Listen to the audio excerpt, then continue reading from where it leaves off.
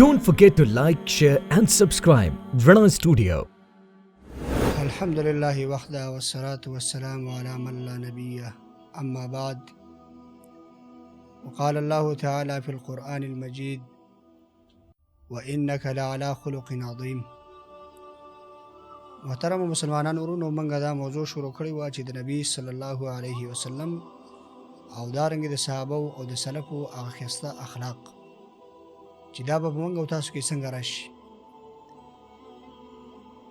نبی صلی الله علیه وسلم ډیر د اوچت اخلاق والا انسانو. د عائشہ زهانه چا تاسو کو دا روایت چې د ابن کثیر راوړی دی د دقه آیت نه لاندې چې وانک لعلى خلق عظیم. عائشہ زهانه چا تاسو کو د نبی صلی الله علیه وسلم د اخلاق په اړه کې چې د رسول الله صلی الله علیه وسلم اخلاق څنګه وو.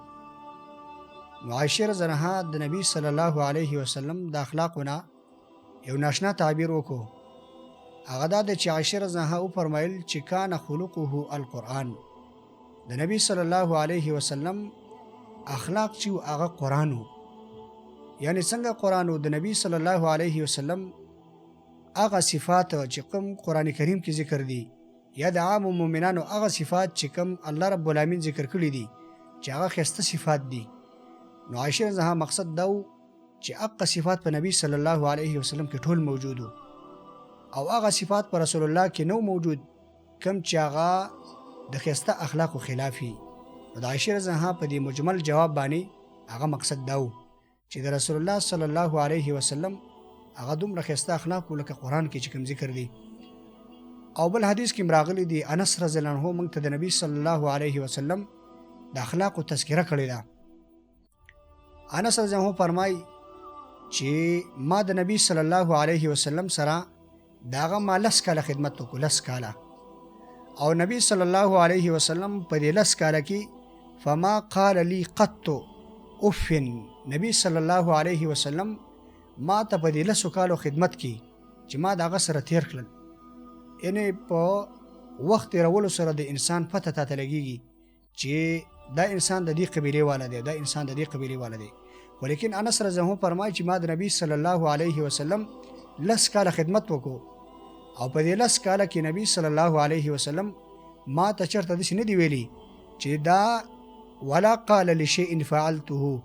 ما ته نبی صلی الله علیه وسلم نه دی ویلي داسې چې دا پلانکې کار تا ولې وکړو. رسول الله ما ته دا خبره نه ده کړې او ما ته هغه اوف کلمه هم نه ده استعمال کړې چې دا اوف کلمه په هغه ځای کې استعمالیږي چې یو کار څوک ویني او هغه کار بد وګڼي، په هغه باندې بوج شانته کې شي. نو انس رضی الله عنه چې د 10 کاله کې رسول الله ما ته هغه اوف قدر کلمه هم نه ده استعمال کړې.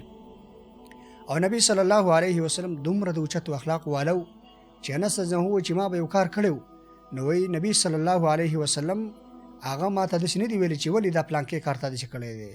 نو د نبی صلی الله علیه وسلم دومره اوچت اخلاق وو.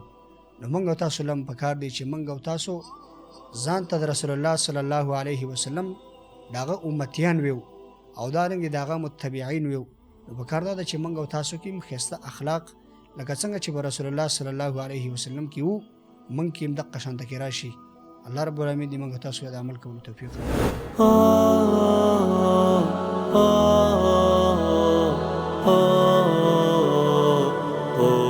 Don't forget to like, share and subscribe Vrana Studio.